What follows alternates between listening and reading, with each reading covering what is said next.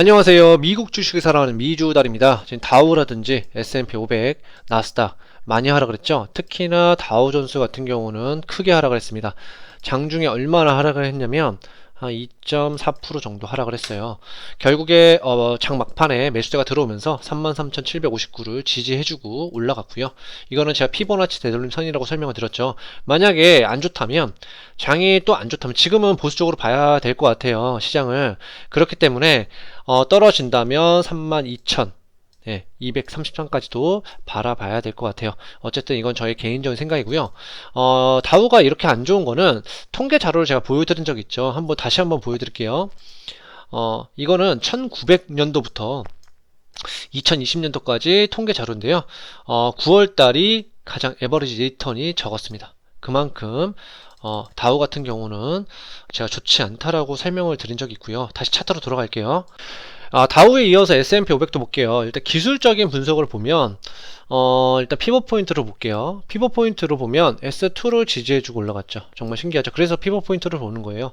그래서 피벗 포인트가 4306이었는데 이거를 지지해주고 올라갔고, 결국에 저는 S3까지 내려갈 수 있다라고 생각이 들어요. S3는 4244인데요. 지금 시장이 불안불안하잖아요. 그 불안한 요인에 대해서도 설명을 드릴 건데, 그러면 제가 그은 선이랑 S3랑 어느 정도 일맥상통하죠. 그래서 저는 이 정도라고 설명을 드렸고, 기술적인 분석을 다시 한번 보여드리자면 피벗 포인트 말고 이거를 선을 한번 그어 볼게요. 선을 그어서 보면 어느 정도 저항과 지지를 나타낼 수 있죠. 이거 지지받고 올라가죠. 여기 저항받고 내려가죠. 예. 그래서 이런 식으로 여러분들이 선을 그어보는 것도 나쁘지 않아서 설명을 드렸고요. 그 다음에 S&P 500이 51선을 터치한 적이 거의 없고요. 그 다음에 100일선을 지지해주고 간 적이 거의 없었습니다. 근데 최근에 100일선을 지지해주고 올라갔기 때문에 좀 더 시장을 관망을 해볼 필요가 있다라고 생각이 들어요. 그 다음에 나스닥도 볼게요. 나스닥도 지금 제가 피보나치 되돌림선 14,190까지 내려갈 수 있다라고 생각이 들어요. 왜 그러냐면 저는 금리가 올라갈 거라고 생각이 들어요. 그러면 금리가 올라가게 된다면 상대적으로 기술주들이 약할 수밖에 없겠죠. 그렇기 때문에 나스닥 같은 경우는 14,190까지도 내려갈 수 있다고 생각이 들어요. 이거를 피벗 포인트로도 한번 볼게요. 피벗 포인트로 보면 여기서 마찬가지로 즉 S1을 지지선을 뚫고 내려왔죠. 예. 그래서 지지를 받고 다시 올라갔고 S2까지 S1이네요. S1을 지지받고 올라갔고 S2까지 내려올 수 있다라는 거예요. S2가 14,125. 어느 정도 제가 그은 선이랑 피보나치 되돌림선이랑 거의 비슷하죠. 그렇기 때문에 이렇게 피보나치 되돌림선이랑 그 다음에 피벗 포인트를 보면 저항과 지지를 보기 위해서 이렇게 선을 긋습니다. 왜냐하면 트레이딩 할 때도 트레이더들도 이런 지표들을 보고서 어느 정도 기계적으로 매수하기 때문에 여러분들도 참고를 하면 좋을 것 같아서 설명을 드렸고요. 일단 기술적인 분석은 여기까지 마치겠고요. 일단 보면 기사가 있었죠. 기사를 한번 보여드릴게요. 예, 기사 내용을 보면 지금 헝다발 충격으로 인해서 주가가 많이 끌어내렸죠. 지금 시장의 불안감을 계속 조성을 하고 있는데요. 헝다그룹은 중국의 최대 부동산 개발사예요. 그렇기 때문에 이 개발사가 망하게 됐을 때 중국의 부동산도 푹썩 주저앉겠죠. 또한 연관된 금융기관만 100개 이상이랍니다. 그러면 이 금융기관들이 줄도산이 일어나면 어떤 일이 발생하냐. 2008년 금융위기 때처럼 리만브러더스 파산 때처럼 신용경색이 올 수도 있기 때문에 시장이 많이 불안에 떠는 건데요.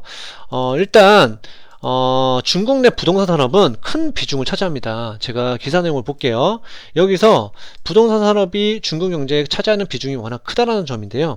부동산 산업은 중국 GDP의 28% 이상을 차지한답니다.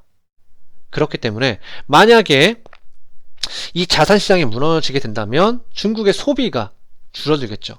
소비가 위축되면 어떤 현상이 오죠? 디플레이션 상황이 오죠. 디플레이션 상황은 뭐를 촉진시킨다고 했죠? 부채를 촉진시키는 효과가 있죠. 인플레이션은 부채를 녹이는 효과가 있다면 디플레이션은 부채 부담을 증가시키죠. 그러면 가뜩이나 지금 중국 내 부채가 어마어마한데 여기서 부채를 더 늘리게 된다? 예. 그러면 말 그대로 유럽발 재정위기라든지 2008년 금융위기라든지 올 수 있겠죠. 그렇기 때문에 시장의 불안감을 조성을 한 거고요. 그러면 지금의 상황을 일본의 부동산 버블과 관련돼서 설명을 드려보겠습니다. 차트로 통해서 설명을 드려볼게요. 지금 니케이 지수가 이거고요. 예, 니케이 지수가 이거고 이거는 유가입니다. 일단 첫 번째로 배경을 설명을 드리자면, 부동산 버블이 온 배경에 대해서 설명을 드리자면, 첫 번째로는 플라자비죠. 플라자비가 뭐냐면 일본이랑 독일의 화폐 가치를 상승시키라는 거예요. 예. 그럼 이렇게 되면 어떻게 되냐? 이때 미국의 무역 적자는 말도 못하게 심했습니다. 그러면 미국 입장에서는 상대적으로 화폐 가치가 올라가게 된다면 미국의 물건이 싸지겠죠. 그럼 무역 적자가 줄어들겠죠. 근데 이걸로 미국은 성이 안 찼어요. 그래서 두 번째로 뭐로 했냐면 루브로 합의를 했죠. 루브로 합의를 함으로써 무슨 효과가 있었죠? 일본한테 너네 내수경제 키워서 우리네 물건 사줘. 그래서 어떤 일을 했냐? 일본은 자산시장을 키워서 소비를 촉진시켜야겠죠. 그러면 금리 인하를 해야 됩니다. 예. 근데 부동산이 너무 올라가다 보니까 일본 입장에서는 어떤 수를 썼냐면 금리를 인상했죠. 금리를 인상하니까 어떤 일이 발생하죠? 자산 가격 내려가죠. 자산 가격 내려가게 된다면 소비가 위축되겠죠. 소비가 위축되면 디플레이션이 오겠죠. 예. 이때는 물가가 좋았죠. 유가가 어느 정도 안정이 되었기 때문에 금리를 인하를 할 수 있었는데 금리를 인상해버리니까 자산 가격이 내려가고 그 다음에 소비가 위축되고 디플레이션이 오면 부채 부담이 커지기 때문에 줄도산이 일어나죠. 예. 그래서 이런 경험 때문에 일단 중국을 통해서 설명을 드려볼게요. 중국은 지금 일본은 이렇게 부동산 버블이 왔잖아요. 그래서 뭐를 하냐면 그거를 보여드리겠습니다. 기사 내용을 보여드릴게요. 일본이랑 중국이랑 다른 점에 대해서 설명을 드리자면 일단 강력한 자유로운 자본 총대죠. 무슨 말이냐면 제가 저번 시간에 설명드린 불가능한 3위일체라고 설명드렸어요. 자유로운 자본 이동이랑 자유로운 자본 이동, 그리고 두 번째로는 안정적인 환율, 그쵸? 환율. 그 다음에 세 번째로는 뭐라고 했죠? 독립적인 통화정책. 그 중에서 지금 통화정책이랑 안정적인 환율은 가져갈 수밖에 없죠. 맞죠? 지금 보통에 이런 기사 나오면 위안화 환율을 보여드릴게요. 차트를. 위안화 환율을 보여드리자면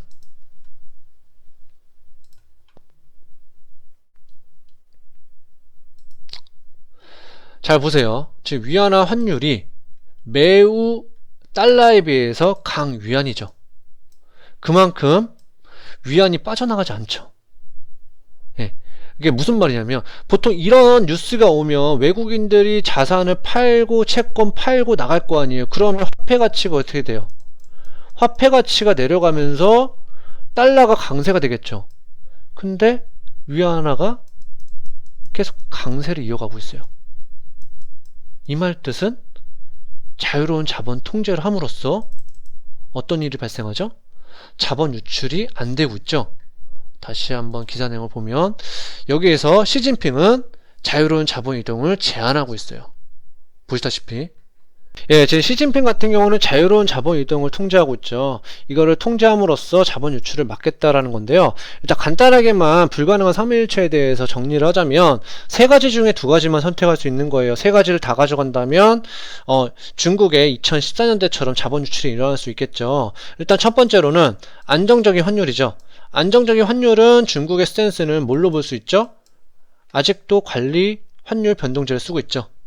그 다음에 두 번째로는 독립적인 통화 정책을 쓰고 있죠. 독립적인 통화 정책은 뭘로 볼 수 있죠? 지준율 인하죠. 그 다음 세 번째로는 자유로운 자본 이동인데 이거를 포기한 거죠. 그래서 이 정도만 정리하고 넘어갈 거고요.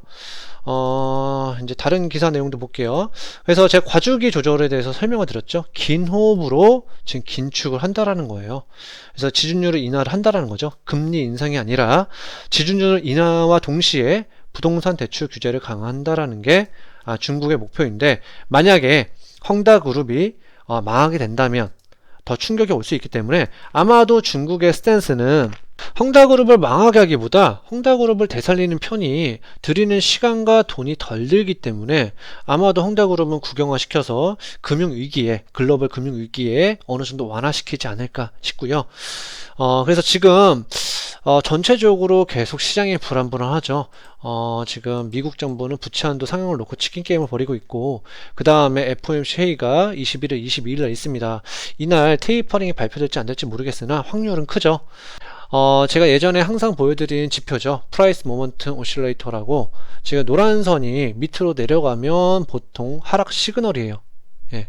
근데 지금 노란 선이 밑으로 내려가 있고, 예. 지금 보시다시피 그렇기 때문에 지금은 불안불안하고, 또한 지금 항상 보여드린 맥클라렌 서메이션을 보면 아직도 네거티브하죠. 아직도 네거티브하고, 그 다음에 지금 이 거래량만 봐도 거래량도 쭉 내려갔죠. 내려가는 주식의 개수도 당연히 내려갈 수밖에 없겠죠. 그 다음에 트림 같은 경우는 1.78, 보통 1을 넘어가면 좋지 않은 숫자인데 1.78을 기록하고 있고요. 그 다음에 또 보여드릴 지표는 이 지표죠. 예전에도 제가 설명드린 적이 있죠. 지금 우리는 이쪽에 와 있고 보통 9월달, 10월달이 좋지 않으니 여러분들이 조심을 해야 된다라고 제가 설명을 드렸어요. 이 지표는 어디서 나온 거냐면 네드 데이비스 리서치에서 나온 거죠. 그래서 보통 지금까지 맞았고 지금은 조심할 때라는 거를 보여주고 있고, 그 다음에 스마트머니 덤머니도 보여드릴게요. 스마트머니 덤머니도 지금 말랐죠. 스마트머니가 올라가고 덤머니가 내려갔을 때는 항상 조정이 왔습니다. 지금도 조정이 왔고, 보통 스마트머니가 올라가고 내려가서 조정 오죠. 그래도 마찬가지로 조정이 오죠. 간단하게만 다시 한번 설명을 드리자면 스마트머니 덤머니가 뭐냐면, 애플을 보면 거래량을 봤을 때 이거를 3분 차트로 볼게요.